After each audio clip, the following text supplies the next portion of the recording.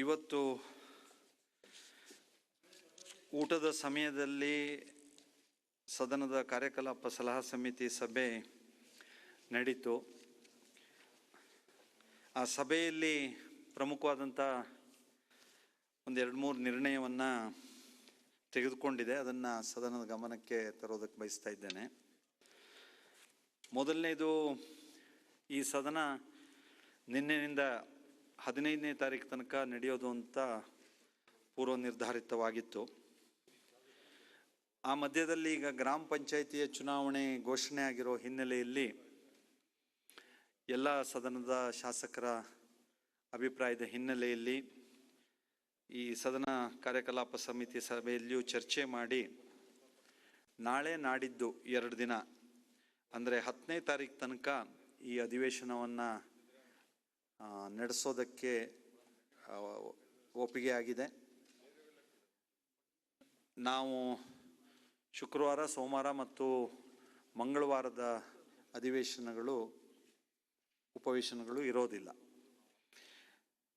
ಈ 2 ದಿನದಲ್ಲಿ ಈಗಾಗಲೇ ನಾವು ಆರ್ಡಿನೆನ್ಸ್ ಮೂಲಕ ಹೊರಡಿಸಿರುವಂತಹ ನಮ್ಮ ಕಾಯ್ದೆಗಳು ಯಾವುದು ಇದೆಯೋ ಅದನ್ನು ಈ ಸದನದಲ್ಲಿ ಚರ್ಚೆಗೆ ತೆಗೆದುಕೊಂಡು ನಾಳೆ ನಾಡಿದ್ದು ಅದನ್ನು ಚರ್ಚೆಗೆ ತೆಗೆದುಕೊಳ್ಳೋದು ಅನ್ನೋದು ಆಗಿದೆ. ಅಂಥ ಮಹತ್ವದ ಯಾವುದಾದ್ರೂ ಕಾಯ್ದೆಗಳನ್ನು ಯಾವುದಾದ್ರೂ ಪಾಸ್ ಮಾಡುವಂಥದ್ದಿದ್ದರೆ ಅದು ನಾಳೆ ನಾಡ್ದು ಇನ್ನು ಚರ್ಚೆ ಮಾಡಿ ತೆಗೆದುಕೊಳ್ಳೋದು ಅನ್ನೋಂಥದ್ದಾಗಿದೆ.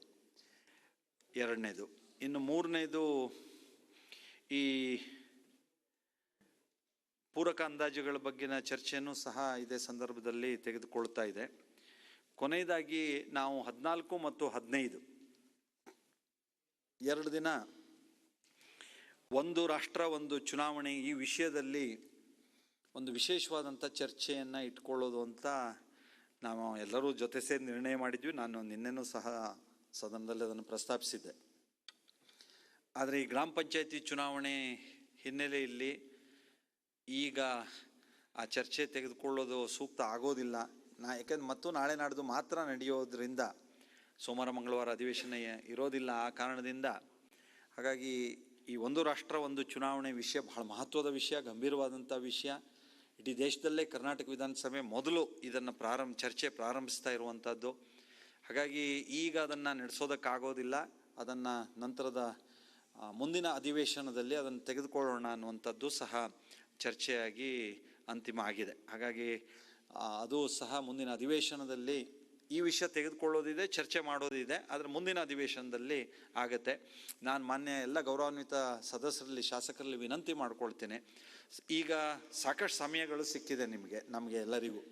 ಹಾಗಾಗಿ ಈ ವಿಷಯದಲ್ಲಿ ಇನ್ಯಾವ ರೀತಿಯ ತಜ್ಞರ ಅನುಭವಗಳನ್ನೆಲ್ಲ ನಾವು ಪಡೆದು ಮುಂದಿನ ಅಧಿವೇಶನದಲ್ಲಿ ಈ ಚರ್ಚೆ ಬಹಳ ಗಂಭೀರವಾಗಿ ಮತ್ತು ಅರ್ಥಪೂರ್ಣವಾಗಿ ಆಗೋದಕ್ಕೆ ನಿಮ್ಮೆಲ್ಲರ ಒಳ್ಳೆಯ ಕೊಡುಗೆಗಳು ಅದರೊಳಗೆ ಇರಬೇಕು ಅನ್ನೋದನ್ನು ನಾನು ಮತ್ತೊಮ್ಮೆ ಕೇಳ್ಕೊಳ್ತೀನಿ. ಈಗಾಗಲೇ ಸಾರ್ವಜನಿಕವಾಗಿ ಇದು ಚರ್ಚೆ ವಿಷಯವಾಗಿದೆ.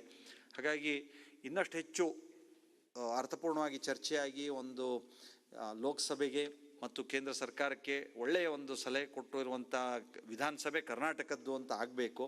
ಹಾಗಾಗಿ ಆ ದಿಕ್ಕಿನಲ್ಲಿ ನಮ್ಮ ಪ್ರಯತ್ನ ಇರಲಿ ಅಂತ ನಾನು ಆಶಿಸ್ತೇನೆ. ಇದಷ್ಟು ವಿಷಯ ಚರ್ಚೆಯಾಗಿದೆ. ಈಗ ಸಿದ್ದರಾಮಯ್ಯನವರು ತಮ್ಮ ಮಾತನ್ನು ಮುಂದುವರಿಸ್ಬೋದು. ರೇವಣ್ಣವ್ರೇನು ನಿಯಮ 69 ರೂಲ್ 69 ಕೊಟ್ಟಿದ್ರು ಸರ್, ದಯಮಾಡಿ ನಾನು ಈಗ ಚರ್ಚೆ ತಗೊಳ್ಬೇಡಿ. ನಾಳೆ ಬೇರೆ ಯಾವ್ದಾದ್ರು ನೋಡ್ರಿ, ನಾನು ಕರೆದಾಗ ಈಗ ಬಿಸ್ನೆಸ್ ನಲ್ಲಿ ಅದಿದ್ದಾಗ ನಾನು ಕರೆದಾಗ ಸದನದಲ್ಲಿ ಸದಸ್ಯರುಗಳು ಇಲ್ಲದೆ ಇರೋದು ಸದಸ್ಯರುಗಳ ತಪ್ಪೋದು. ನಾನು ಆ ವಿಷಯ ಮತ್ತೆ ಚರ್ಚೆ ಮಾಡೋದಕ್ಕೆ ಹೋಗುದಿಲ್ಲ. ಮಂಜುನಾಥ್, ನಾ ಬೇರೆ ಯಾವ್ದಾದ್ರು ರೀತಿಯಲ್ಲಿ ಅದಕ್ಕೆ ಅವಕಾಶ ಹೊರಗಡೆ ಆ ಸಂದರ್ಭದಲ್ಲಿ ಕರೆದಿದ್ದೀರಾ ನೀವು? ನನ್ನ ಅಜೆಂಡಾ ಪ್ರಕಾರ ಕರೆದಿದ್ದೀನಿ. ಅನ್ನದಾನೆ ಮಂಜುನಾಥ್, ಅನ್ನದಾನಿ, ನಿಮ್ಗೆಲ್ಲ ಇವತ್ತು ನೀವು ಆ ವಿಷಯ ಪ್ರಸ್ತಾಪಿಸ್ಬಿಡಿ ದಯವಿಟ್ಟು. ಯಾಕಂದ್ರೆ ನಾನು ಕರೆದಾಗ ನೀವಿಲ್ದೇ ಇರೋದು ಯಾರ್ದು? ಈಗ ನಾನು ನಿಮ್ಗಳಿಗೆ ಹೇಳಿದ್ದೀನಿ, ನಿಮ್ಮಗಳಿಗೆ ನಾನು ಮಾತನಾಡಿ ಬೇರೆ ಯಾವ ರೀತಿಯಲ್ಲಿ ಅವಕಾಶ ಮಾಡಬೇಕು. ಓಕೆ, ಶ್ರೀಯುತ ಸಿದ್ದರಾಮಯ್ಯನವರು ಬೆಂಬಲ ಬೆಲೆ ವಿಷಯದಲ್ಲಿ ಸರ್ ಆಯ್ತು. ನಾಳೆ ಅಜೆಂಡಾಗಾರ ಹಾಕಿ ಹೋಗ್ಲಿ. ಅದನ್ನ ಆಮೇಲೆ ನಾಳೆ ಯಾವ್ದು ರೀತಿ ಅಲ್ಲ ಸರ್ ಹಂಗಲ್ಲ ಸರ್, ದಯಮಾಡಿ ಹೇಳ್ಬೇಕು. ಆಯ್ತು ರೀ ರೇವಣ್ಣವರು, ನಾಳೆ ನಾಳೆ ಯಾವ ಅಜೆಂಡಾಗೆ ರೀತಿಯಲ್ಲಿ ಅಂತ ಹಾಕಿ ನಾನು ಅವ್ರ ಜೊತೆ ಮಾತಾಡ್ತೀನಿ. ನಾಳೆ ನಾಡ್ದು ಇದೆಯಲ್ಲ ಅದು ಮುಗಿಸೋಣ ವಿಷಯ. ನಾಳೆ ಅಜೆಂಡಾಗೆ ಆಗ್ತಾ ಇದ್ದೀರಾ ಸರ್? ನಾನು ಚರ್ಚೆ ಮಾಡ್ತೀನಿ ನಿಮ್ ಜೊತೆಗೆ. ಸರ್ ಚರ್ಚೆ ಅಲ್ಲ ಸರ್, ಹೇಳಿ ಒಳಗ್ ಬಂದಾಗ್ಲೂ ಕುಳಿತು ಮಾತಾಡಿದಿರಿ, ಮತ್ತೆ ಇಲ್ಲೂ ಮಾತಾಡ್ತೀರಿ. ನಾಳೆ ಅಜೆಂಡಾಗೆ ಹಾಕ್ತೀನಿ ನಾನು ಹೇಳಿದಿಲ್ಲ, ಮತ್ತೆ ಇನ್ನಿಷ್ಟೇ ಹೇಳಿದ್ಮೇಲೆ ಅರ್ಥ ಮಾಡ್ಕೊಳ್ಳೋದು ಹೋದ್ರೆ ನೀವು ನನ್ನ ಹತ್ರ ಇನ್ನೂ ತೀವ್ರವಾಗಿ ಏನಾದ್ರು ಇಳಿಸ್ಕೊಡ್ತೀರಿ. ಆಮೇಲೆ ಸದಸ್ಯಗಳದ್ದು ಒಂದ್ ಸ್ವಲ್ಪ ಅವಕಾಶ ಕೇಳಬೇಕು ಸರ್. ಮಾನ್ಯ ಸಭಾ ನೀವು ರೇವಣ್ಣ ಅವ್ರು ಹಿಂಗ್ ಮಾತಾಡಿದ್ರೆ ನನ್ನ ಹತ್ರ ಬೇಡದ ಹೋದ ಮಾತನ್ನ ನೀವು ಆಡಿಸ್ತೀರಿ. ಆಮೇಲೆ ನಾಳೆ ದಯಮಾಡಿ ಕೊಡಿ ಸರ್. ಪಾಪ ಆಯ್ತು, ನನ್ ಹೇಳಿದಿರಿ, ಒಳಗ್ ಬಂದು ಮಾತನಾಡಿದಿರಿ, ನಾನು ಹೇಳಿದ್ದೀನಿ, ಅದನ್ನ ಕನ್ಸಿಡರ್ ಮಾಡ್ತೀನಿ. ಅದು ಯಾವ ರೀತಿ ಅನುಕೂಲ ನಾಳೆ ಆದ್ರೂ ಒಂದು ಅವಕಾಶ ಮಾಡಿ ಅಧ್ಯಕ್ಷ. ಆಯ್ತು. ಈಗ ಬೆಂಬಲ ಬೆಲೆ ವಿಷಯದಲ್ಲಿ ಶ್ರೀಯುತ ಸಿದ್ದರಾಮಯ್ಯನವರು ತಮ್ಮ ಮಾತನ್ನ ಮುಂದುವರಿಸಬೇಕು. ಮಾನ್ಯ ಅಧ್ಯಕ್ಷರೇ, ನಾನು ಹಿಂದೆ ಮಾತನಾಡುವಾಗ ಹೇಳಿದೆ, ಕೆಲವು ಉತ್ಪನ್ನಗಳು ಸುಗ್ಗಿ ಕಾಲದಲ್ಲಿ ಎಲ್ಲ ಕಾಲದಲ್ಲೂ ಕೂಡ ಮಾರುಕಟ್ಟೆಗೆ ಬರ್ತವೆ. ಮಾರುಕಟ್ಟೆಗೆ ಬಂದಾಗ ಅವ್ರಿಗೆ ನ್ಯಾಯಯುತವಾದಂಥ ಬೆಲೆ ಸಿಗೋದಿಲ್ಲ. ಅವ್ರಿಗೆ ನ್ಯಾಯಯುತವಾದಂಥ ಬೆಲೆ ಅಥವಾ ಕನಿಷ್ಠ ಬೆಂಬಲ ಬೆಲೆ ಸಿಗಬೇಕು ಅನ್ನೋದಾದ್ರೆ ಕಟಾವು ಆಗ್ತಿದ್ದಾಗಲೇ ಖರೀದಿ ಕೇಂದ್ರಗಳು ಪ್ರಾರಂಭ ಆಗಬೇಕು. ಆ ಖರೀದಿ ಕೇಂದ್ರಗಳು ಪ್ರಾರಂಭ ಆದರೆ ರೈತರು ನೇರವಾಗಿ ಖರೀದಿ ಕೇಂದ್ರಗಳಲ್ಲಿ ಮಾರಾಟ ಮಾಡಲಿಕ್ಕೆ ಅನುಕೂಲ ಆಗ್ತದೆ. ಇಲ್ಲ ವಿಳಂಬ ಆದರೆ ರೈತರು APMC ಮಾರುಕಟ್ಟೆನಲ್ಲಿ ಅಥವಾ ಬೇರೆ ಕಡೆ ಮಾರಾಟ ಮಾಡಿಬಿಡ್ತಾರೆ. ಈಗ ನಾನು ಅದನ್ನೇ ಹೇಳ್ತಾ ಇದ್ದೆ, ಮಾಧುಸ್ವಾಮಿ ಅವರು ಹೇಳ್ತಾ ಇದ್ರು, ನಾವು ಭತ್ತಕ್ಕೆ ಈಗಾಗಲೇ ಕೇಂದ್ರಗಳು ಓಪನ್ ಮಾಡಕ್ಕೆ ಹೇಳಿದ್ದೀವಿ ಅಂತ. ಇನ್ನೂ ಆದೇಶ ಆಗಿಲ್ಲ. ಕೇಳಿದೆ, ನಾನು ಚೆಕಪ್ ಮಾಡಿದೆ. ನೀವು ತಗೊಳಕ್ಕೆ ಹೇಳಿದ್ದೀರಿ, ಡಿಸೈಡ್ ಮಾಡಿದ್ದೀರಿ ಸಬ್ ಕಮಿಟಿನಲ್ಲಿ, ಆದರೆ ಇನ್ನೂ ಆದೇಶ ಆಗಬೇಕಲ್ಲ, ಆದೇಶ ಆಗಿಲ್ಲ. ಸೊ ಹಾಗಾಗಿ ಏನು ಮಾಡ್ತಾರೆ, ಎಲ್ಲಿ ಸಿಗ್ತದೆ ಅಲ್ಲಿ ಮಾರ್ಬಿಡ್ತಾರೆ. APMC ಎಲ್ಲರೂ ಮಾಡ್ತಾರೆ, ಹೊರಗಡೆ ಯಾರೋ ಮಾಡ್ತಾರೆ, ಖಾಸಗಿಯವ್ರಿಗೆ ಯಾರೋ ಮಾಡಿಬಿಡ್ತಾರೆ. ಅವರು ನಿಮ್ಮ ಬೆಂಬಲ ಬೆಲೆ ನಿಗದಿತ ಬೆಂಬಲ ಬೆಲೆ ಕೊಡಲ್ಲ. ಅಷ್ಟರ ಮಟ್ಟಿಗೆ ಅವರಿಗೆ ಪಾಪ ಲಾಸ್ ಆಗ್ತದೆ. ಅದಕ್ಕೆ ನಾನು ಒತ್ತಾಯ ಮಾಡ್ತೀನಿ, ಕೂಡಲೇ ಆದೇಶ ಹೊರಡಿಸಿ ಎಲ್ಲ ಕೇಂದ್ರ, ಯಾಕಂದ್ರೆ ರೈತರು ಈಗಾಗಲೇ ಪಾಪ ನಷ್ಟಕ್ಕೆ ಒಳಗಾಗ್ಬಿಟ್ಟಿದ್ದಾರೆ. ಈ ಸೈಕ್ಲೋನ್ ಬೇರೆ ಬಂತು. ಆ ಸೈಕ್ಲೋನ್ ಬಂದಾಗ ಏನಾಗ್ತದೆ, ಭತ್ತ ಎಲ್ಲ ನೆಲ ಕಚ್ಚಿಬಿಡ್ತದೆ. ಗಾಳಿಗೆ ಮಳೆಗೆ ನೆಲ ಕಚ್ಚಿಬಿಡ್ತದೆ. ನೆಲಕ್ಕೆ ಬಿದ್ದೋದ್ರೆ ಭತ್ತ ಉದುರೋಗುತ್ತೆ. ಭತ್ತ ಉದುರೋಗಿ ಮೊಳಕೆ ಬಂದ್ಬಿಡ್ತವೆ. ಸೊ ಒಂದು ಎಕರೆ ಭತ್ತ ಬೆಳಿಲಿಕ್ಕೆ, ಒಂದು ಎಕರೆನಲ್ಲಿ ಭತ್ತ ಬೆಳಿಲಿಕ್ಕೆ 20,000 ರಿಂದ 25,000 ರೂಪಾಯಿ ಖರ್ಚಾಗುತ್ತೆ. ಸೊ ಒಂದು ಮೋರ್ ದೆನ್ 40% ಇಳುವರಿ ಕಡಿಮೆ ಆಗ್ಬಿಡ್ತದೆ. ನಾನು ಅದಕ್ಕೆ ಒಂದ್ಸಾರಿ ನಾನು ಮುಖ್ಯಮಂತ್ರಿ ಆಗಿರುವಾಗ ಸೈಕ್ಲೋನ್ ಬಂದಿತ್ತು. ಆಗ ಬಳ್ಳಾರಿ, ರಾಯಚೂರು, ಕೊಪ್ಪಳ ಈ ಜಿಲ್ಲೆಗಳೆಲ್ಲ ಸೈಕ್ಲೋನ್ ಬಂದು ಭತ್ತ ಬಿದ್ದೋಗ್ಬಿಟ್ಟಿದ್ದು ಕೆಳಗಡೆಗೆ. ನಾನೆಲ್ಲ ಏರಿಯಲ್ ಸರ್ವೆ ಮಾಡಿ ಕೊನೆಗೆ ರಾಯಚೂರಿನಲ್ಲಿ ಅಲ್ಲ, ಇದು ಎಂತ ಇರೋದು, ನಾಡಗೌಡನ ಕಾನ್ಸ್ಟಿಟ್ಯೂನ್ಸಿ ಯಾವುದು, ಸಿಂಧನೂರಿನಲ್ಲಿ ಇಳಿದು ಒಂದು ಹೆಕ್ಟೇರ್ಗೆ ಪರಿಹಾರ 25,000 ರೂಪಾಯಿ ಘೋಷಣೆ ಮಾಡಿದ್ದೆ ನಾನು. 25,000 ಅಲ್ಲ ಕೃಷ್ಣ 25,000 ಘೋಷಣೆ ಮಾಡಿದ್ದೆ ಒಂದು ಹೆಕ್ಟೇರ್ಗೆ.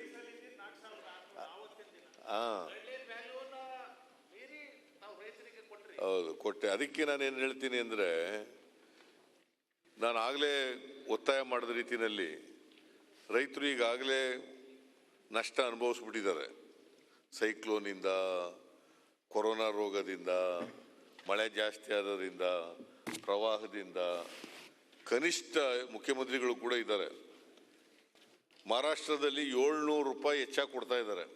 ಬೆಂಬಲ ಬೆಲೆಗಿಂತ 700 ರೂಪಾಯಿ ಹೆಚ್ಚಾಗಿ ಕೊಡ್ತಾ ಇದ್ದಾರೆ. ಸರ್, ಈಗ ಬೇರೆ ಬೇರೆ ರಾಜ್ಯಗಳಲ್ಲಿ ಹೆಂಗಾಗಿದೆ, ಇಲ್ಲಿ ತಮಿಳ್ನಾಡು, ಆಂಧ್ರ ರೈತರು ಎಷ್ಟು ಬೆಳೆದಿದ್ದಾರೆ ಅಷ್ಟೂ ಅವ್ರು ಹೊಲಕ್ಕೆ ಹೋಗಿ ಚೀಲ ತುಂಬಿ ಮಿಲ್ಲಿಂಗ್ ಮಾಡಿ ಬಂದಿರೋದು 1 ಟನ್ನಿಗೆ ಇಷ್ಟು ಅಕ್ಕಿ ಕೊಡಬೇಕಂತ ಅಗ್ರಿಮೆಂಟ್ ಮಾಡ್ಕೊಂಡಾರೆ. ಮಾಡ್ಕೊಂಡು ಆ ಭತ್ತನ ಬಂದಿರೋ ಅಕ್ಕಿನ PDSನಲ್ಲಿ ಕೊಡೋದಕ್ಕೆ ವ್ಯವಸ್ಥೆ ಮಾಡ್ಕೊಂಡಿದ್ದಾರೆ. ಇಲ್ಲಿ ನಮ್ಮಲ್ಲಿ ಏನು ಮಾಡಿದ್ದಾರೆ ಅಂದರೆ ರಿಸ್ಟ್ರಿಕ್ಟ್ ಮಾಡಿದ್ದಾರೆ, 40 ಕ್ವಿಂಟಲ್ ತಗೋಬೇಕು, 60 ಕ್ವಿಂಟಲ್. ನಿನ್ನೆ ಕಮಿಟಿಯಲ್ಲಿ 70 ಕ್ವಿಂಟಲು 75 ಕ್ವಿಂಟಲ್ಗೆ ಹೋಗಿದ್ದಾರೆ. ಬಟ್ ಅಲ್ಲಿ ಹೆಂಗೆ ಮಾಡ್ತಾ ಇದ್ದಾರೆ ಅಂದರೆ ರೈತರ ಹೊಲಕ್ಕೆ ಚೀಲಗಳನ್ನು ಕಳಿಸ್ತಾರೆ, ಗಾಡಿ ತುಂಬಿ ನಿಮ್ಮ ವೇಬ್ರಿಡ್ಜ್ ಕಾಟ ಮಾಡಿ 1 ಟನ್ನಿಗೆ ಇಷ್ಟು ಅಕ್ಕಿ ಕೊಡಬೇಕು ಅಂತ ಮಿಲ್ಲರ್ ಜೊತೆಗೆ ಒಪ್ಪಂದ ಮಾಡ್ಕೊಂಡಿದೆ ಸರ್ಕಾರ. ಆ ಬಂದಿರೋ ಅಕ್ಕಿಗಳನ್ನು ಅವರು ಎಷ್ಟು ಭತ್ತ ಇದೆ ಅಷ್ಟು ಭತ್ತನ ತಗೊಳ್ತಾರೆ. ಆಂಧ್ರದಲ್ಲಿ ಎಷ್ಟು ಏರಿಯಾ ಇದೆ, ತೆಲಂಗಾಣದಲ್ಲಿ ಅದಕ್ಕಿಂತ ಹೊರಗಡೆ ಭತ್ತನೂ ಖರೀದಿ ಆಗಿದೆ. ಅಲ್ಲಿ ನಮ್ಮ ಪಕ್ಕದ ಹಳ್ಳಿಗಳವರು ಹೋಗಿ ಅಲ್ಲಿ ಕೊಟ್ಟು ಆಗಿರೋದೂ ಇದೆ. ದಯವಿಟ್ಟು ತಾವು ಅದನ್ನು ಆ ಥರ ಮಾಡಿದರೆ ಮಾತ್ರ ರೈತರಿಗೆ ಒಂದು ಅನುಕೂಲ ಆಗ್ತದೆ. ನೀವು ಅದನ್ನು ನಮ್ಮಲ್ಲಿ 50 ಚೀಲ ಭತ್ತ ಬರ್ತೈತೆ. ಈ ಬೆಳೆ ಈಗ ನಮ್ಮಲ್ಲಿ ಕಟಾವಾಗಿ 50 ಚೀಲ ಬರ್ತೈತೆ. ನೀವು ಅದರಲ್ಲಿ 40 ಚೀಲ 50 ಕ್ವಿಂಟಲ್ ತೊಗೊತೀವಿ ಅಂದರೆ ಇನ್ನು ಉಳಿದದ್ದು ಎಲ್ಲಿ ಕಳಿಸ್ಬೇಕು? ಅವನು ಮತ್ತೆ ಡಿಸ್ಟ್ರೆಸ್ ಸೇಲೇ ಮಾಡಬೇಕು ಹೋಗಿ. ಈಗ 950, 1000, 1050 ರೂಪಾಯಿಗಿಂತ ಹೆಚ್ಚಿಗೆ ಹೋಗ್ತಾ ಇಲ್ಲ ಭತ್ತ. ನೀವು ಇದು ಮುಂಚೆನೇ ಇವೆಲ್ಲ ಸ್ಟಾರ್ಟ್ ಆಗಬೇಕು, ಇಲ್ಲಾಂದರೆ ಟ್ರೇಡರ್ಸಿಗೆ ಅನುಕೂಲ ಆಗ್ತದೆ, ರೈತರಿಗೆ ಅನುಕೂಲ ಆಗಲ್ಲ. ರೈತರ ಹತ್ರ ಈಗಾಗಲೇ ತಗೊಳಕತ್ತಿದ್ದಾರೆ. ನಮ್ಮಲ್ಲಿ ಭತ್ತ ತಗೊಂಡೋಗಿ ಇಟ್ಕೊಳ್ಳೋದಕ್ಕೆ ರೈತರಿಗೆ ಸ್ಟೋರೇಜ್ಗಳಿಲ್ಲ. ಅವರು ಹೊಲದಲ್ಲೇ ಇಟ್ಟಿರ್ತಾರೆ, ಹೊಲದಿಂದನೇ ಮಾರುಕಟ್ಟೆಗೆ ಹೋಗ್ತೈತಿ. ಮನೆಯಲ್ಲಿ ತಗೊಂಡೋಗಿ ಯಾರೂ ಭತ್ತವನ್ನು ಇಟ್ಕೊಳ್ಳಲ್ಲ. 50 ಚೀಲ 100 ಚೀಲ ಬರ್ತದೆ, ಅದನ್ನು ಇಟ್ಕೊಳ್ಳೋಕ್ಕಾಗಲ್ಲ ಅಂತ ಅಲ್ಲೇ ಇಡ್ತಾರೆ. ಈಗ ನಾವು ಮಾರಬಾರ್ದು ಅಂದರೂ ಅವ್ರಿಗೂ ಅಲ್ಲೇ ಮೇಲೆ ಒದಕೆ ಹಾಕಿ ಇಟ್ಕೊಂಡು ಕೂತ್ಕೊಳ್ತಾರೆ.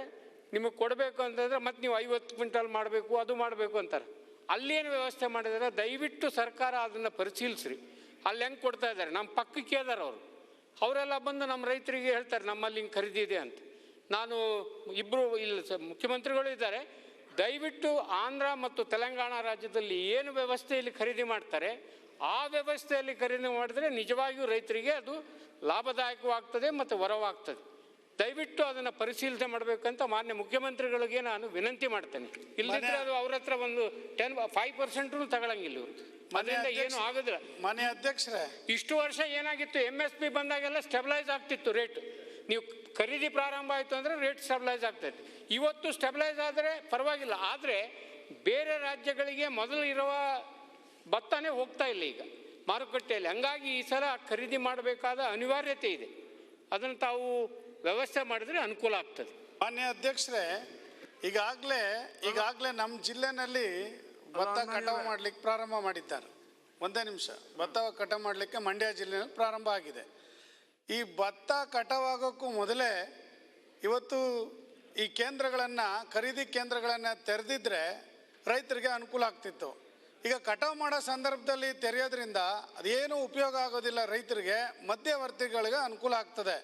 ಅದರಿಂದ ದಯಮಾಡಿ ಈಗಾಗಲೇ ತೆರಿಬೇಕು. 1 ತಿಂಗಳ ಹಿಂದೆನೇ ಭತ್ತದ ಖರೀದಿ ಕೇಂದ್ರಗಳನ್ನು ಪ್ರಾರಂಭ ಮಾಡಬೇಕಾಗಿತ್ತು. ಈ ಥರ ಸಮಸ್ಯೆ ಉದ್ಭವ ಆಗೋದ್ರಿಂದ ರೈತರಿಗೆ ಅನಾನುಕೂಲ ಆಗ್ತದೆ, ಭಾಳ ಕಷ್ಟ ಅನುಭವಿಸ್ಬೇಕಾಗ್ತದೆ. ನಮ್ಮ ನಾಡಗೌಡರು ಹೇಳ್ದಂಗೆ, ಸಿದ್ದರಾಮಣ್ಣವ್ರು ಹೇಳ್ದಂಗೆ, ಈಗ ಹಳ್ಳಿನಲ್ಲಿ ಎಲ್ಲಿ ಇಟ್ಕೊಳ್ತಾರೆ ಅವರು? ಸ್ಟೋರೇಜ್ ಎಲ್ಲಿದೆ ಅವ್ರಿಗೆ ಇಟ್ಕೊಳ್ಳೋಕ್ಕೆ? ಕಣದಲ್ಲಿ ಇಟ್ಟರೆ ಮಳೆ ಬರುತ್ತೆ, ಗಾಳಿ ಬರುತ್ತೆ, ನೋಡ್ಕೊಳ್ಳೋರಿಲ್ಲ, ರಾತ್ರಿ ಬೆಳಗ್ಗೆ ಕಾಯಬೇಕು ಭತ್ತನ. ಆ ಪರಿಸ್ಥಿತಿ ನಿರ್ಮಾಣ ಆಗುತ್ತೆ. ಅದರಿಂದ ಭತ್ತದ ಖರೀದಿ ಕೇಂದ್ರಗಳನ್ನು ಪ್ರಾರಂಭ ಮಾಡೋದು ಯಾವಾಗ ಅಂದರೆ ಭತ್ತ ಕಟಾವು ಬರುತ್ತಲ್ಲ, ಆ 1 ತಿಂಗಳು ಇನ್ನೇನು ಕಟಾವು ಬರ್ತದೆ ಅಂದ ತಕ್ಷಣವೇ ಖರೀದಿ ಕೇಂದ್ರನ ನಾವು ತೆರಿಬೇಕು, ಪ್ರಾರಂಭ ಮಾಡಬೇಕು. ಇಲ್ಲಾಂದರೆ ಯಾವುದೇ ಕಾರಣಕ್ಕೂ ಕೂಡ ರೈತರಿಗೆ ಅನುಕೂಲ ಆಗೋದಿಲ್ಲ, ಅನಾನುಕೂಲ ಆಗ್ತದೆ ಅದರಿಂದ ಅಂತಕ್ಕಂಥದ್ದನ್ನ ಹೇಳಲಿಕ್ಕೆ ಬಯಸ್ತಾ ಇದ್ದೇನೆ ಮಾನ್ಯ ಅಧ್ಯಕ್ಷ. ಸರ್, ಇದು ಓಪನ್ ಎಂಡೆಡ್ ಇದೆ ಭತ್ತ. ಕೇಂದ್ರ ಸರ್ಕಾರ ಯಾವುದೇ ಲಿಮಿಟೇಷನ್ ಹಾಕಿಲ್ಲ. ಓಪನ್ ಎಂಡೆಡ್ ಇರೋದ್ರಿಂದ ಎಷ್ಟು ಬೇಕಾದರೂ ಖರೀದಿ ಮಾಡ್ಬೋದು, ಅದಕ್ಕೆ ಅವಕಾಶ ಕೊಡ್ತಾರೆ. ಅದನ್ನು ಯಾವುದು ಲಿಮಿಟೇಷನ್ಸ್ ಇಲ್ಲ. ಈ ಲಿಮಿಟೇಷನ್ ನೀವು ನಮ್ಮ ರಾಜ್ಯ ಸರ್ಕಾರದ ಸಮಿತಿಗಳಲ್ಲಿ ಹಾಕಿರೋ ನಿರ್ಬಂಧನೆಗಳು. ಓಪನ್ ಎಂಡೆಡ್ ಇರೋದ್ರಿಂದ ನೀವು ಎಷ್ಟು ಬೇಕಾದ್ರೂ ಖರೀದಿ ಮಾಡಿದ್ರೆ ಅವರು ನಿಮಗೆ ರಿಯಂಬರ್ಸ್ ಮಾಡ್ತಾರೆ. ಮಾನ್ಯ ಅಧ್ಯಕ್ಷರೇ, ನಾನು ಅದನ್ನೇ ಹೇಳ್ತಾ ಇದ್ದೆ, ಇವರಿಬ್ಬರು ಹೇಳಿದಂಥ ವಿಷಯಗಳು ಸರಿಯಾಗಿದ್ದಾವೆ. ಖರೀದಿ ಕೇಂದ್ರಗಳನ್ನು ಸಕಾಲದಲ್ಲಿ ಓಪನ್ ಮಾಡಿಬಿಟ್ರೆ ಬೇರೆ ಕಡೆ ಮಾರಾಟ ಮಾಡೋದು ಅಥವಾ ದಾಸ್ತಾನು ಮಾಡ್ಕೊಳ್ತಕ್ಕಂಥದ್ದು ಸಮಸ್ಯೆ ಬರಲ್ಲ ಅವರಿಗೆ. ದಾಸ್ತಾನು ಮಾಡಲಿಕ್ಕೆ ತೊಂದರೆ ಇರೋದ್ರಿಂದ ಅನೇಕ ಜನ ರೈತರು ಯಾರಿಗಾರು ಕೊಟ್ಬಿಡ್ತಾರೆ. ಅದೇ ಡಿಸ್ಟ್ರೆಸ್ ಸೇಲ್ ಅಂತ ಹೇಳಿದ್ರಲ್ಲ, ಆ ರೇಟು ಕೊಟ್ಬಿಡ್ತಾರೆ. ಅದೇ ನಾನು ನಿಮ್ಗೆ ಹೇಳ್ತೀನಿ ನೋಡಿ, ಈಗ ಮಾರುಕಟ್ಟೆ ಏನು ಇದರಲ್ಲೇ ಬರ್ತದೆ ಅಂತೆಲ್ಲ, ಸುಗ್ಗಿಲೇ ಬರ್ತವೆ ಅವೆಲ್ಲ ಮಾರುಕಟ್ಟೆಗೆ ಅಂತೆಲ್ಲ. ಈಗ ರಾಗಿ 3,395 ರೂಪಾಯಿ ಮಾಡಿದ್ದೀರಿ, ಇನ್ನೂ ಬಂದಿಲ್ಲ. ಆದರೆ ಜನವರಿಯಿಂದಲೂ ನಿಮಗೆ ಅಂಕಿಅಂಶಗಳು ಕೊಡಬೇಕು ಅಂತಂದರೆ ಜನವರಿಯಿಂದಲೂ ಮಾರ್ಕೆಟಿಗೆ ಬರುತ್ತಲೇ ಇದ್ದಾವೆ. ಈ ವರ್ಷ ಜನವರಿ 2020 76,370 ಕ್ವಿಂಟಾಲ್ ಬಂದಿದೆ ಮಾರುಕಟ್ಟೆಗೆ. 76,000 ಜನವರಿನಲ್ಲಿ. ಆಗ ಅವರೇಜು ಪ್ರೈಸ್ ಎಷ್ಟಪ್ಪ ಇತ್ತು ಅಂತಂದರೆ 2,377. 2,377. ಈಗ ಮಿನಿಮಮ್ ಸಪೋರ್ಟ್ ಪ್ರೈಸ್ ಎಷ್ಟಿದೆ ಅಂತಂದರೆ 3,395. So is losing 1,020 rupees per quintal. 1,020 rupees is losing ಜನವರಿನಲ್ಲೇ. ಆಮೇಲೆ ಫೆಬ್ರವರಿನಲ್ಲಿ 58,944 ಬಂದಿದೆ ಮಾರ್ಕೆಟಿಗೆ ಕ್ವಿಂಟಾಲ್. ಅವತ್ತು ಇದ್ದಂಥ ಬೆಲೆ 2,266. So is losing more than 1,000 rupees. ಆಮೇಲೆ ಮಾರ್ಚ್ನಲ್ಲಿ 57,967. 2,234. Again, more than 1,000 rupees is losing. ಏಪ್ರಿಲ್ನಲ್ಲಿ 96,227 ಕ್ವಿಂಟಾಲ್ ಬಂದಿದೆ. ಆಗ ಮಾರುಕಟ್ಟೆ ಬೆಲೆ ಇದ್ದದ್ದು 2,387. ಲೂಸಿಂಗ್ ಈ ಮೋರ್ ದೆನ್ 1,000 rupees. 51,304 ಮೇ ತಿಂಗಳಲ್ಲಿ. 2,545. ಆಗ ಒಂದು 200 ರೂಪಾಯಿ ಜಾಸ್ತಿ ಆಗಿದೆ. ಮತ್ತೆ ಜೂನ್ನಲ್ಲಿ 31,991. 2,386. ಜುಲೈನಲ್ಲಿ 31,555 ಕ್ವಿಂಟಾಲ್. 2,280. ಆಗಸ್ಟ್ನಲ್ಲಿ 41,856 ಕ್ವಿಂಟಾಲ್. 2,150 ರೂಪಾಯಿ. ಸೆಪ್ಟೆಂಬರ್ನಲ್ಲಿ 37,536 ಕ್ವಿಂಟಾಲ್. 2,102 ರೂಪಾಯಿ. ಅಕ್ಟೋಬರ್ನಲ್ಲಿ 26,684 ಕ್ವಿಂಟಾಲ್ ಅರೈವಲ್ಸು. 2,159. ನವೆಂಬರ್ನಲ್ಲಿ ಹಿಂದಿನ ತಿಂಗಳು 21,859 ಮಾರುಕಟ್ಟೆ ಬೆಲೆ. ಅಲ್ಲ, ಇದ್ರದ್ದು ಮಾರುಕಟ್ಟೆ ಬೆಲೆ, ಅವರೇಜ್ ಮಾರುಕಟ್ಟೆ ಬೆಲೆ 1,993 ರೂಪಾಯಿ. ಬಟ್ ವೆರಾಸ್ ಇದು MSP ಇರೋದು 3,395 ರೂಪಾಯಿ. ದಟ್ ಮೀನ್ಸ್ ಟು ಶೇ more than nearly 1,400 rupees is losing. December ತಿಂಗಳಲ್ಲಿ ಯಾವಾಗೆಲ್ಲ ಗೊತ್ತಾಗಲಿಲ್ಲ. ಸರ್, MSPನಲ್ಲಿ ಮೋರ್ ದ್ಯಾನ್ 90 days ನಾವು ಪ್ರೊಕ್ಯೂರ್ ಮಾಡೋಕ್ಕಾಗೋದಿಲ್ಲ. ಈಗ ಮಾಡಿಕೊಂಡ್ರು ನಿಮ್ಮ ಪ್ರಕಾರ ಪರ್ಚೇಸ್ ಸ್ಟಾರ್ಟ್ ಮಾಡಿದ ದಿವಸದಿಂದ 3 months ಅಷ್ಟೇ ಪ್ರೊಕ್ಯೂರ್ ಮಾಡ್ಬೋದು ಅಂತ ನಿಗದಿ ಮಾಡಿಬಿಟ್ಟವ್ರೆ.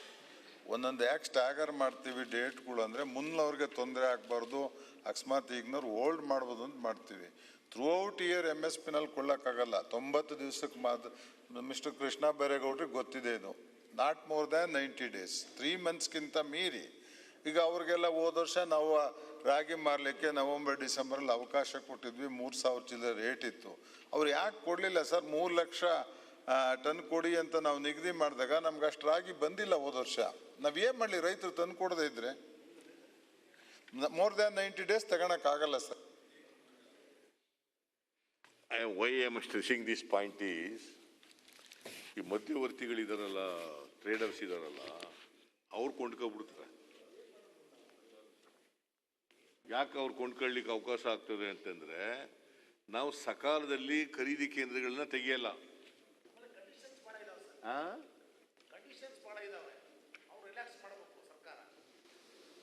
ಸೊ ಅದಕ್ಕೆ ನಾನು ಯಾಕೆ ಸಲಹೆ ಕೊಡ್ತಾ ಇದ್ದೀನಿ ಅಂತಂದ್ರೆ, ಒಂದು ನಾಡಗೌಡ ಹೇಳದಾಗಿ ಭತ್ತ ಖರೀದಿ ತಗೊಳಕ್ಕೆ ಪ್ರಾರಂಭ ಮಾಡಿದ ಮೇಲೆ ಆ ವರ್ಷ ಅಗ್ರಿಕಲ್ಚರ್ ಡಿಪಾರ್ಟ್ಮೆಂಟಲ್ಲಿ ಎಷ್ಟು ಪ್ರೊಡಕ್ಷನ್ ಆಗಿದೆ ಅಂತ ಗೊತ್ತಿರ್ತದೆ.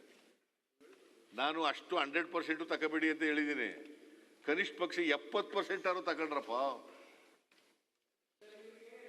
MSPಯಲ್ಲಿ ಮಾರಾಟ ಮಾಡೋದಕ್ಕೆ ಸುಮಾರು 28 ಲಕ್ಷ ಟನ್ ಅಕ್ಕಿ ಬೇಕು.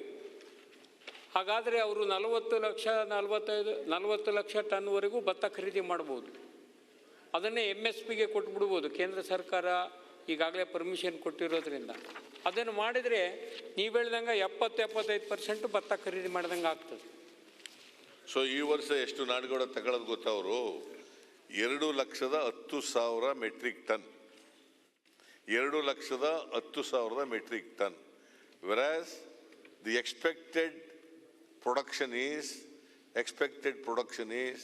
29 lakh ಮೆಟ್ರಿಕ್ ಟನ್. ಪರ್ಮಿಷನ್ ಕೊಡ್ತಾ ಇದೆ ಸರ್ ಎಲ್ಲ ಕಡೆ. ಈಗ ಅಲ್ಲೆಲ್ಲ 40 ಲಕ್ಷ 50 ಲಕ್ಷ ಟನ್ ಆಂಧ್ರ ಮತ್ತು ತೆಲಂಗಾಣ ಕೊಟ್ಟಿದ್ದಾರೆ.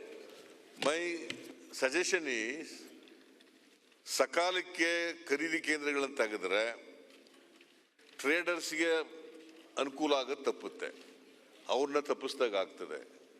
ರೈತರು ಎಷ್ಟು ಮಾರ್ಲಿಕ್ಕೆ ಸಾಧ್ಯ ಆಗ್ತದೆ ಅಷ್ಟು ಮಾರ್ಲಿಕ್ಕೆ ಅನುಕೂಲ ಆಗ್ತದೆ. ಎರಡನೇದು ಅವ್ರಿಗೆ ಡಿಸ್ಟ್ರೆಸ್ ಸೇಲ್ನಲ್ಲಿ ಮಾರಬೇಕಾದಂಥ ಪರಿಸ್ಥಿತಿ ಕಡಿಮೆ ಆಗ್ತದೆ. ಸೊ ಅದನ್ನು ಮಾಡಬೇಕು ಅಂತಕ್ಕಂಥದ್ದು ನನ್ನ ಸಲಹೆ. ಇದು ಒಂದೇ ಅಲ್ಲ, ನಾನು ಭತ್ತದ ಮಾತ್ರ ಹೇಳಿದೆ ಅಲ್ಲ, ರಾಗಿದು ಹೇಳಿದೆ. ಎಲ್ಲ ಪದಾರ್ಥಗಳು ಕೂಡ ಎಲ್ಲ ಕಾಲದಲ್ಲೂ ಬಂದಿರ್ತವೆ. ಆ ಕಾಲದಲ್ಲಿ ಏನು ಬೆಳೆದಿರೋದಿಲ್ಲ. ಭತ್ತ ಹಿಂಗಾರಿನಲ್ಲೂ ಬೆಳೀತಾರೆ, ಮುಂಗಾರಿನಲ್ಲೂ ಬೆಳೀತಾರೆ, ಕೆಲವು ಕಡೆ 3 ಬೆಳೆ ಬೆಳೀತಾರೆ, ಅದು ಬೇರೆ ವಿಚಾರ. ಬಟ್ ರಾಗಿ ಒಂದೇ ಬೆಳೆ ಬೆಳೆಯೋದು. ಎಲ್ಲ ನೀರಾವರಿ ಇಟ್ಕೊಂಡಿರೋರು, ಪಂಪ್ ಸೆಟ್ ಇಟ್ಕೊಂಡಿರೋರು ಸ್ವಲ್ಪ ಬೆಳಿಬೋದು. ಇಲ್ಲದೆ ಹೋದರೆ ನೀರಾವರಿ ಪ್ರದೇಶದಲ್ಲಿ ಕೂಡ ರಾಗಿ ಬೆಳೆಯೋದು ಕಡಿಮೆ, ಬಹಳ ಕಡಿಮೆ ನೀರು ಬರೋ ಕಡೆ ಬೆಳೀತಾರೆ ಅಷ್ಟೇನೆ. ಅದರ್ವೈಸ್ ಭತ್ತ ಬೆಳೀತಾರೆ, ಇಲ್ಲದ್ರೆ ಕಬ್ಬು ಬೆಳೀತಾರೆ. ಸೊ ಅದಕ್ಕೆ ನಾನು ಈ ಥರದ ನಾನೆಲ್ಲ ನೋಡಿದೆ. ಪ್ಯಾಡಿ ನೋಡಿದೆ, ಹಾಗೇನೆ ತೊಗರಿ 6,000 ರೂಪಾಯಿ MSP ಇದ್ದರೆ ಅದು ಯಾವತ್ತೂ ಕೂಡ ಒಂದೇ ಒಂದು ತಿಂಗಳು ಅಕ್ಟೋಬರ್ ತಿಂಗಳಲ್ಲಿ ಮಾತ್ರ 6,061 ಆಗಿದೆ. ಅದು ಬಿಟ್ಟರೆ ಏನು ಬಾಕಿ ಇದೆಲ್ಲ 4,000 5,000 maximum. So to that extent the farmer is losing. ಹಾಗೇನೆ ಶೇಂಗಾ 5,275 ರೂಪಾಯಿ. ಆದರೆ ಯಾವತ್ತೂ ಕೂಡ ಅದು ಒಂದು 2 ತಿಂಗಳು ಮಾತ್ರ 5,000 ರೂಪಾಯಿ ಮೇಲೆ ಹೋಗಿದೆ. ಇನ್ನು ಬಾಕಿ ಇದೆಲ್ಲ 4,000 ರೂಪಾಯಿ ಚಿಲ್ಲರೆ ಆಗಿದೆ. ಸೊ ಅವನಿಗೆ ಲಾಸ್ ಆಗಿಬಿಡ್ತದೆ. ಹಾಗೇನೆ ಗ್ರೀನ್ ಗ್ರಾಮ್ ಹೆಸರು, ಅದು ಕೂಡ 7,196 ರೂಪಾಯಿ ಮಿನಿಮಮ್ ಸಪೋರ್ಟ್ ಪ್ರೈಸು. ಆದರೆ 7,000 ಒಂದೇ ಒಂದು ತಿಂಗಳು, ಜೂನ್ ತಿಂಗಳಲ್ಲಿ ಮಾತ್ರ 7,000 ಆಗಿದೆ, ಮೇ ತಿಂಗಳಲ್ಲಿ 8,000 ಆಗಿದೆ. ಇನ್ನು ಬಾಕಿ ಇದೆಲ್ಲ 6,000 ಚಿಲ್ಲರೆ ಆಗಿದೆ ಮಾರ್ಕೆಟಿನಲ್ಲಿ. ಸೊ ಅವನು ಮೋರ್ ದೆನ್ 500, 600, 1,000, 1,500 ಅಲ್ಲಿವರೆಗೂ ಕೂಡ ಲಾಸ್ ಮಾಡ್ಕೊತಾನೆ ಒಂದೊಂದು ಕ್ವಿಂಟಾಲ್ಗೆ, ಟನ್ಗಲ್ಲ ಕ್ವಿಂಟಾಲ್ಗೆ. ಉದ್ದೂ ಕೂಡ ಅದೇ ಥರ ಇದೆ. 6,000 MSP, ಅದು ಸ್ವಲ್ಪ ಪರವಾಗಿಲ್ಲ. 5,000, 6,000, 5,000, 6,000 ಈ ಥರ ಇದೆ. ಆಮೇಲೆ ಸೋಯಾಬೀನ್ ಇದು ಕೂಡ 3,000 ಆಸ್ಪಾಸ್ನಲ್ಲಿದೆ. 3,880 ರೂಪಾಯಿ. ಇವರು 3,797ವರೆಗೂ ಹೋಗಿದ್ದಾರೆ. 3,400, 3,500, 3,400 ಈ ಥರ ಎಲ್ಲ ಆಗಿದೆ. ಹತ್ತಿ 5,575. ಈ ಸರಿ ಹತ್ತಿ ಅಂತೂ ದೊಡ್ಡ ಹೊಡೆತ ಬಿದ್ದುಬಿಟ್ಟದೆ. ಬರೀ 2 ಲಕ್ಷ ಚಿಲ್ಲರೆ ಟನ್ ಅಷ್ಟೇ ಬರ್ತಾ ಇರೋದು. ದಿ ಟಾರ್ಗೆಟ್ ಇದ್ದದು 12,87,000 ಟನ್ ಟಾರ್ಗೆಟ್ ಇದ್ದದು. ಈ ಸಾರಿ 2,39,000 ಹತ್ತಿ ಅದು ಪ್ರೊಡಕ್ಷನ್ ಎಕ್ಸ್ಪೆಕ್ಟ್ ಮಾಡಿರೋದು. ಅಂದರೆ ಸುಮಾರು 10 ಲಕ್ಷ ಬರೀ ಹತ್ತಿದೆ ಹೋಗ್ಬಿಟ್ಟದೆ ಪ್ರವಾಹದಿಂದ. ಸೊ ಅವರಿಗೆ ಹೆಚ್ಚು ಪರಿಹಾರ ಕೊಡಬೇಕಾದದ್ದು ಅಗತ್ಯ ಅಂತ ನನಗನ್ಸುತ್ತೆ. ಬೆಳೆ ನಷ್ಟ ಅಷ್ಟೊಂದು ದೊಡ್ಡದಾಗಿರೋದ್ರಿಂದ ಆಗಿದೆ. ನೀವು ಚೆಕಪ್ ಮಾಡಿ, ನಾನು ಮಹಾರಾಷ್ಟ್ರದಲ್ಲಿ ನನಗಿರೋ ಇನ್ಫಾರ್ಮೇಷನ್ ಪ್ರಕಾರ 700 ರೂಪಾಯಿ ಕೊಡ್ತಾರೆ ಒಂದು ಕ್ವಿಂಟಾಲ್ಗೆ ಹೆಚ್ಚಾಗಿ ಅಂತ ಇದೆ. ಈಗ ನಾಡಗೌಡ ಹೇಳಿದಾಗೆ ಅಲ್ಲಿ ತೆಲಂಗಾಣದಲ್ಲಿ, ಆಂಧ್ರ ಪ್ರದೇಶದಲ್ಲಿ ಎಷ್ಟು ಬೆಳೆದವ್ರೆ ಅಷ್ಟು ಕೊಂಡ್ಕೋತಾರೆ ಅಂತ ಇದೆ. ಇವು ಚೆಕಪ್ ನಿಮ್ಮ ಅಧಿಕಾರಿಗಳು ಕಳಿಸಿ ಚೆಕಪ್ ಮಾಡಿಸಿ ಅಷ್ಟು ಕೊಡ್ತಾರೋ ಇಲ್ವೋ ಅಂತ ತಿಳ್ಕೊಳ್ಳಿ. ಸರ್ ಈಗ ನೋಡಿ ಸರ್, ನಮ್ಮ ರೈತರು ರಕ್ಷಣೆ ಮಾಡಬೇಕಲ್ಲ. ಆಂಧ್ರ 40 ಲಕ್ಷ ಟನ್ನು, ತೆಲಂಗಾಣ 50 ಲಕ್ಷ ಟನ್ನು, ಆಮೇಲೆ ಪಂಜಾಬ್ 113 ಲಕ್ಷ ಟನ್ನು, 60 ಲಕ್ಷ ಛತ್ತೀಸ್ಗಢ, ಎಲ್ಲರೂ ಅಷ್ಟು ತಗೊಂಡ್ರೆ ನಮ್ದೊಂದೇ 1 ಲಕ್ಷ ಚಿಲ್ಲರೆ. ನಾಡಗೌಡ್ರೆ, ನೀವು ಹೇಳೋದು ಪ್ರತಿ ವರ್ಷ ಏನು ನಾವು ಭತ್ತ ಖರೀದಿ ಕೇಂದ್ರಗಳನ್ನು ಮಾಡ್ತಾ ಇದ್ವು, ನಾವು ರೀಚೇನೇ ಆಗಲಿಲ್ಲ. ಒಂದು ನಿಮ್ಗೆ ಗಮನಕ್ಕಿರಲಿ, ಅದೇ ಭಾಗದಿಂದ ಬಂದಿರೋದು. ಪ್ರತಿ ಸಾರಿ 1 ಲಕ್ಷ ಟನ್ನು 2 ಲಕ್ಷ ಟನ್ ಕೊಟ್ಟಾಗೂ ಕೂಡ ಯಾವತ್ತೂ ನಾವು ರೀಚ್ ಆಗಲಿಲ್ಲ. ಅದರಿಂದ ಕೇಂದ್ರ ಸರ್ಕಾರ ಏನು ಮಾಡಿದ್ರು ಅಂದರೆ, ಇಲ್ಲಿ ರೀಚ್ ಆಗಲ್ಲ, ಎಲ್ಲಿ ರೀಚ್ ಆಗುತ್ತೆ ಅಂತೇಳಿ ಯಾರ್ಯಾರು ಬೇಡಿಕೆಗೆ ಅನುಗುಣವಾಗಿ ಅವ್ರು ಮಾಡಿದ್ರಲ್ಲ ಅಲ್ಲೆಲ್ಲೂ ಹೆಚ್ಚು ಕೊಟ್ಟಿದ್ದಾರೆ. ನಮ್ಮಲ್ಲಿ ಕಮ್ಮಿ ಸಿಕ್ಕಿರ್ತಕ್ಕಂಥ 2,27,000 ಟನ್ ಸಿಕ್ಕಿದೆ. ನಾವು ನಿನ್ನೆನೂ ಕೂಡ ಚರ್ಚೆ ಮಾಡಿದ್ದೀವಿ. ನಾಳೆ ಅಧಿವೇಶನ ಮುಗಿದ ಮೇಲೆ ಒಂದು ದಿವಸ ಪಿಯೂಷ್ ಗೋಯಲ್ ಅವರಿಗೆ ಈಗ food and civil supply additional charge ಇದೆ, ಅವ್ರಿಗೆ ಹೋಗಿ ಭೇಟಿಯಾಗಿ ಅದನ್ನು ಇನ್ನಷ್ಟು ನಾವು ಈ ಸರಿ ನಾವು 2,10,000 ಟನ್ ಏನು ಕೊಟ್ಟಿದ್ದಾರಲ್ಲ ಅದನ್ನು ರೀಚ್ ಮಾಡ್ಕೊಂಡು ಜಾಸ್ತಿ ಮುಂದಿನ ಸರಿ ಹೆಚ್ಚು ಮಾಡಿಸ್ಕೋಬೇಕಂತಕ್ಕಂಥ ಚಿಂತನೆಯನ್ನು ಮಾಡಿದ್ವಿ.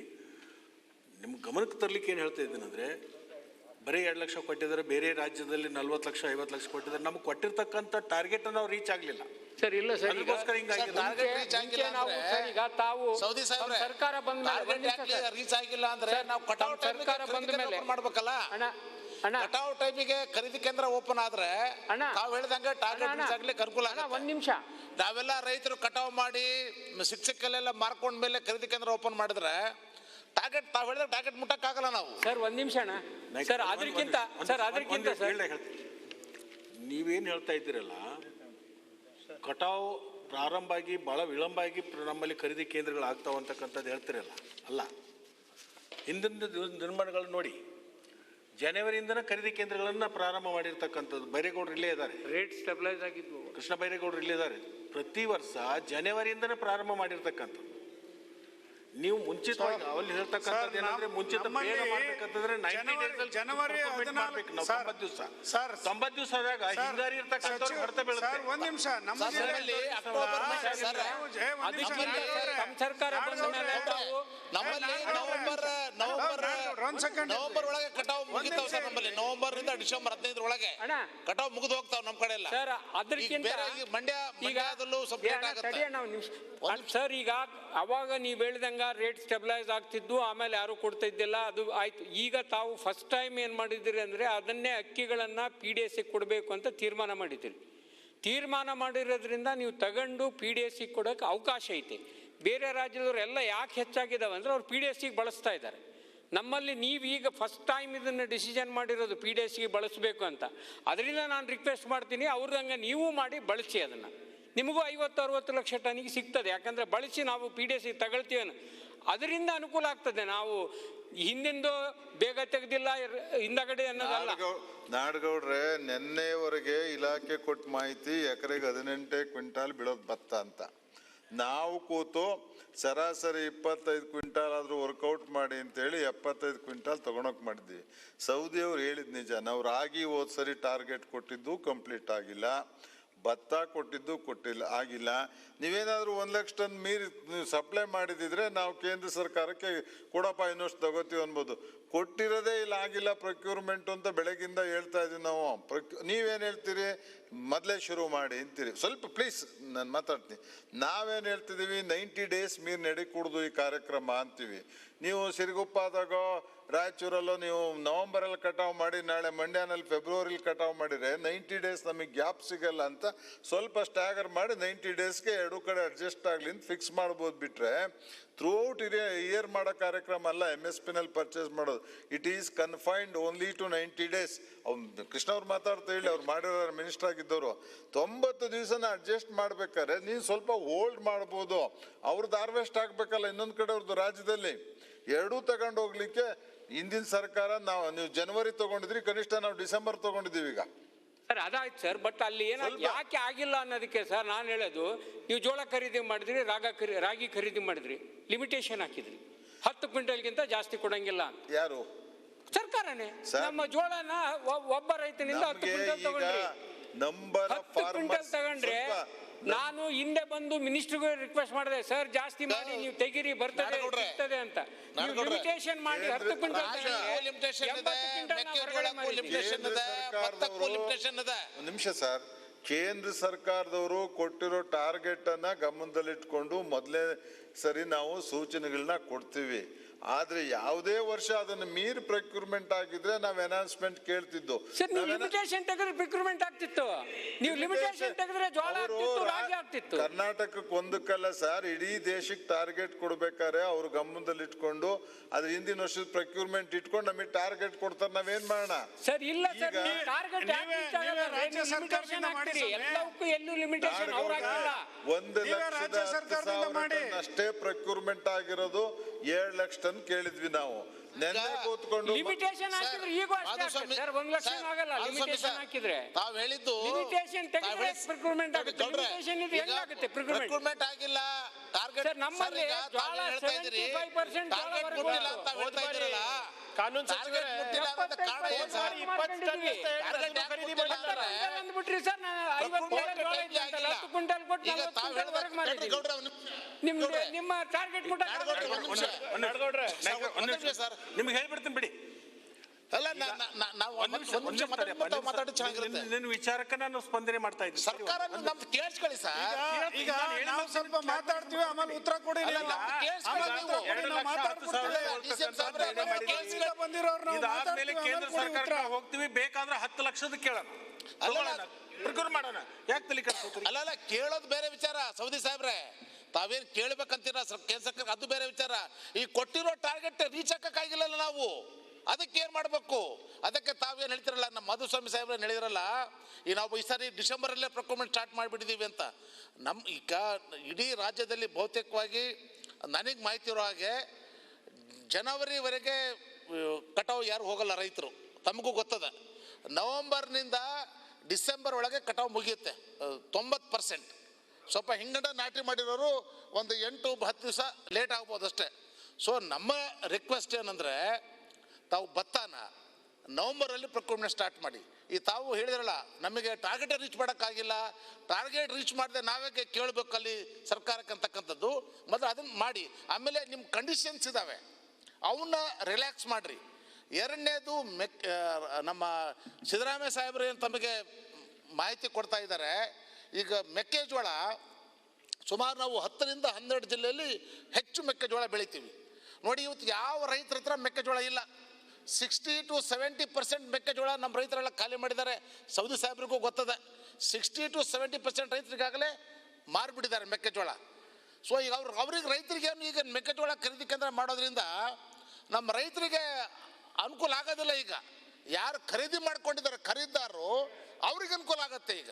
ಸೊ ಅದಕ್ಕೆ ನಂದು ಒಂದು ರಿಕ್ವೆಸ್ಟ್ ಅದ, ಮೆಕ್ಕೆಜೋಳ ಖರೀದಿ ಕೇಂದ್ರನೂ ಸಹ ನೀವು ಅಕ್ಟೋಬರ್ ಅಥವಾ ನವಂಬರ್ 1st ವೀಕಿಗೆ ಪ್ರಾರಂಭ ಮಾಡಿದರೆ ನೀವು 90 ಡೇಸೇ ಮಾಡಿ. ಮಧುಸ್ವಾಮಿ ಸಾಹೇಬ್ರೆ, ತಾವನ್ನೇ 90 ದಿವಸನೇ ಮಾಡಿ. ಅದಕ್ಕೆ ನಮ್ದು ವಿರೋಧ ಇಲ್ಲ. ಸಾಧ್ಯ ಆದರೆ ರಿಲ್ಯಾಕ್ಸ್ ಮಾಡೋಕ್ಕಾದ್ರೆ ಮಾಡಿ, ಮಾಡೋಕ್ಕಾಗದೆ 90 ದಿವಸನೇ ಮಾಡಿರಿ. ಬಟ್ ರೈತರಿಗೆ ಅನುಕೂಲ ಆಗಲಿ ಅಂತ ನಮ್ಮದು ಉದ್ದೇಶ ಅಷ್ಟೇ. ರೈತರಿಗೆ ಅನುಕೂಲ ಆಗೋ ಮಾಡಿ, ರೈತರೆಲ್ಲ ಮಾರ್ಕೊಂಡ್ಮೇಲೆ ಬೇಡ. ಈಗ ಸೌದಿಯವರು ನಾವು ಇರೋ ಸಮಿತಿನಲ್ಲಿ ನಿನ್ನೆ ಡಿಸಿಷನ್ ತಗೊಂಡಿದ್ದೀವಿ. ನವಂಬರಲ್ಲಿ ರಿಜಿಸ್ಟರ್ ಆಗಬೇಕು, ಡಿಸೆಂಬರಲ್ಲಿ ಪ್ರೊಕ್ಯೂರ್ಮೆಂಟ್ ಸ್ಟಾರ್ಟ್ ಆಗಿ ಜನವರಿ ಅಥವಾ ಫೆಬ್ರವರಿವರೆಗೆ ಆಗಬೇಕಂತ. ಇನ್ನು ನವಂಬರಲ್ಲಿ ನಾವು ರಿಜಿಸ್ಟ್ರೇಷನ್ ಸ್ಟಾರ್ಟ್ ಮಾಡಿ ಡಿಸೆಂಬರಿಂದ ಮಾಡ್ತೀವಿ. ಈ ವರ್ಷನೂ ನವಂಬರಲ್ಲಿ ಆಗುತ್ತೆ ಅಂತ ತಿಳ್ಕೊಂಡು ನಾವು ಮಾತಾಡ್ಬಿಟ್ಟಿದ್ದು. ಬೇಸಿ ಮಾತಾಡಿದ್ರು, ನಾನು ಮಾತಾಡಿದ್ವಿ. ಅದಾಗಲಿಲ್ಲ. ಎಲ್ಲೋ ಒಂದು ಕಡೆ ತಾಂತ್ರಿಕವಾಗಿ ರೆಸಲ್ಯೂಷನ್ ಆಗಬೇಕಾದ್ರೆ ಡಿಸೆಂಬರ್ 1 ಅಂತ ಆಗಿದ್ದರಿಂದ ಸೈಮಲ್ಟೇನಿಯಸ್ ಆಗಿ ಪರ್ಚೇಸು ಸ್ಟಾರ್ಟ್ ಮಾಡಿ ಅಂತ ನಿನ್ನೆ ತೀರ್ಮಾನ ಮಾಡಿದ್ದೀವಿ. ಈ ವರ್ಷದ ಮಟ್ಟಿಗೆ ಮುಂದಿನ ವರ್ಷದಿಂದ ನವಂಬರಲ್ಲೇ ಮಾಡ್ತೀವಿ. ರಿಜಿಸ್ಟ್ರೇಷನ್ ಸ್ಟಾರ್ಟ್ ಮಾಡಿ ಡಿಸೆಂಬರಲ್ಲಿ ಪ್ರೊಕ್ಯೂರ್ ಮಾಡ್ತೀವಿ. ಜೂನ್ ಜುಲೈಯಲ್ಲಿ ರಿಜಿಸ್ಟ್ರೇಷನ್ ಮಾಡಿ ಬೇಳೆಕಾಳುಗಳು, ಹೆಸರು, ಉದ್ದು ಇವೇನು ಆ ಸೀಸನಲ್ಲಿ ಬರುತ್ತೆ, ಆಗಸ್ಟಲ್ಲಿ ಪ್ರೊಕ್ಯೂರ್ ಮಾಡಿ ಅಂತ ನಿನ್ನೆ ನಾವು ಸ್ಪಷ್ಟವಾದ ತೀರ್ಮಾನ ತಗೊಂಡಿದ್ದೀವಿ. ಸರ್, ಈಗ ನಿಮಗೆ ಸರ್ಕಾರಕ್ಕೆ ಒಂದು ನಿಮಿಷ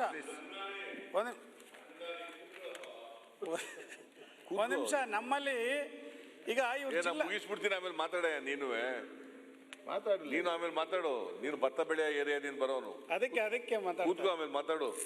ನಿನಗೂ ಅವಕಾಶ ಕೊಡ್ತಾರೆ. ಭತ್ತಕ್ಕಿಂತ ಮೆಕ್ಕೆಜೋಳದ ಬಗ್ಗೆ ಹೆಚ್ಚಿನ ಚರ್ಚೆ ಆಗಬೇಕು. ನಮ್ಮ ತಾಲೂಕಲ್ಲಿ ಮೆಕ್ಕೆಜೋಳನೂ ಬೆಳಿತೀವಿ, ಭತ್ತನೂ ಸರ್ಕಾರ ಬೆಳಿತೀವಿ, ಮಧ್ಯಪ್ರವೇಶ ರಾಗಿನೂ ಮಾಡದೇ ಇದ್ರೆ ನಾವು ಮುಗಿದೋಗ್ತೀವಿ ಸರಿ ಮೆಕ್ಕೆಜೋಳದವರು. ಮಾನ್ಯ ಅಧ್ಯಕ್ಷರೇ, ಬೆಳೆಯರಲ್ರಿ ನಮ್ದು ಮೆಕ್ಕೆಜೋಳ. ಅದ ಕೇಳಿ ನೀವು ಭತ್ತದವರು ನಮ್ಮ ಹಬ್ಬದಲ್ಲಿ ಅನ್ನ ಊಟ ಮಾಡೋರು ನಾವು.